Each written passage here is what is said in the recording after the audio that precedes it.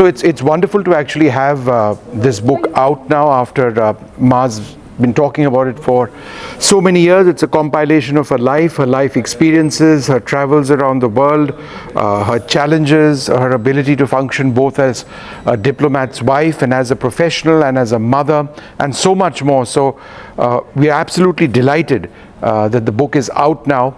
It talks about her friends, it talks about her family, it talks about various parts of her life, and it's great that it's been received as well as it has.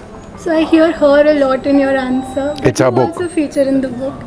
What kind of memories did it throw up for you?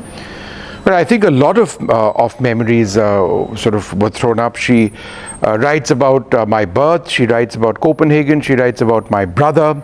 I find that there's more mention of him than me, which is problematic within the family, but we leave that aside for the moment.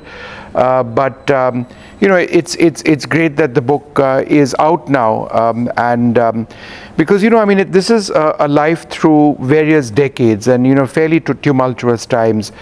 My parents' first posting was in Brazil, then they were in Delhi, then they were in Denmark where I was born. After that they went to New York, I beg your pardon, after that they went to New York, and then after New York they went to Dhaka. From Dhaka they came back to Delhi. From Delhi they went to Ottawa. From Ottawa to Laos back to Delhi, then to Canada. And so it's where, I beg your pardon, to Rome, where my father finally retired. And it's been a Rome where he retired. I said that.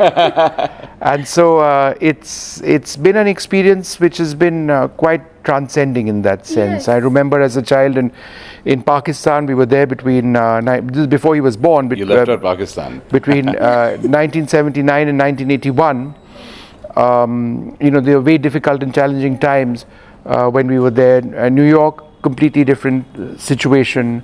There were threats on occasion to us. There was a security concern on other occasions. An opportunity, however, to make great friends. And that, I think, is an abiding memory of my mother's. Yeah, so clearly so many places you're bound to miss out a few. Embarrassment of riches. And as you said, it was an extraordinary life that was lived across continents, among the world's elites, and sort of in the lap of also historical junctures, very key moments in history. And your mom lived it as an adult, and we're reading about it, but you lived through it as a child. What was your experience like, given that you had such a cosmopolitan upbringing? I think the fact that my mom was a historian, and the fact that they've had the opportunity of traveling in and working in places which have great historical significance, not least of all Rome, which was my parents' last posting. Always meant that I was influenced by her readings, her thoughts, her area of interest. My father was a history student as well. I'm a history student and a political science student. So that's something that we've been sort of brought up into. The background has been varied. In as much as I was with my parents in the early part of my life, I did end up going to boarding school, and then for several years I studied in Canada for both my degrees when they went and did several other postings. So, but it's been it's an incredibly tight family and an extremely close-knit family. Which means we fight all the time, and which is true of all close-knit families, I suspect. Over disproportionate mention in the book, but so it's just wonderful to actually see it all be compiled. And I think what's interesting is that Ma actually remembers so much of it. Yeah. And the fact that she's noted down so many references over the decades, different places. I think another thing which really helps is that we've diligently maintained family albums. If you come to our home, you will see that from their first posting in Brasilia in 1971 to even now, we've got perfectly labeled and dozens of albums. And that obviously helps sort of bring up the old memories. Yeah, bring out the old memories. And is that a shared interest in the family? Do all of you do it? Has it rubbed off on both of you equally? Well, there is a certain...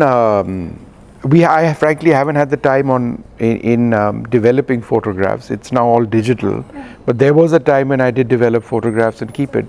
But I think this is something which has changed over a period of time. It's not the same to open a digital library of photographs.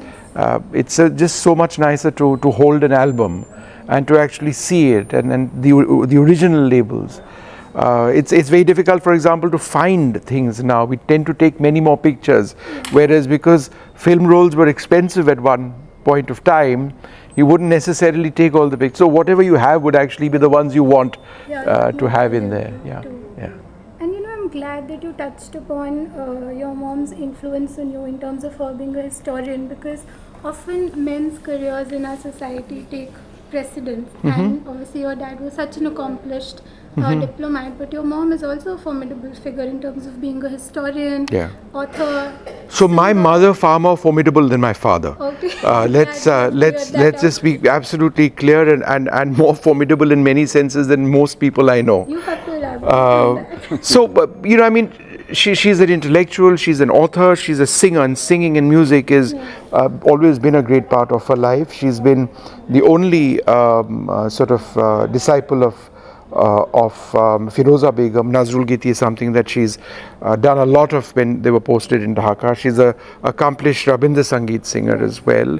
And I mean, she's written a marvelous book in the past about the Bard on Rabindranath Tagore. And various facets of India's political struggle and some of our great heroes in our political history. So she comes with that, but she's also worked extensively. She's worked in the United Nations system. She's worked as a teacher. She's worked as a university professor.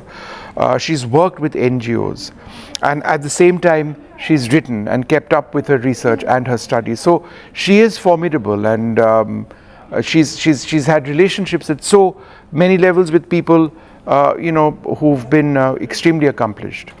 And so, we have grown up, I wouldn't say in the shadow of a mother who remains fairly formidable, but certainly an extremely accomplished individual who's always sort of wanted us to shine and perform well, and she sort of set the standards, which in many cases were rather too high.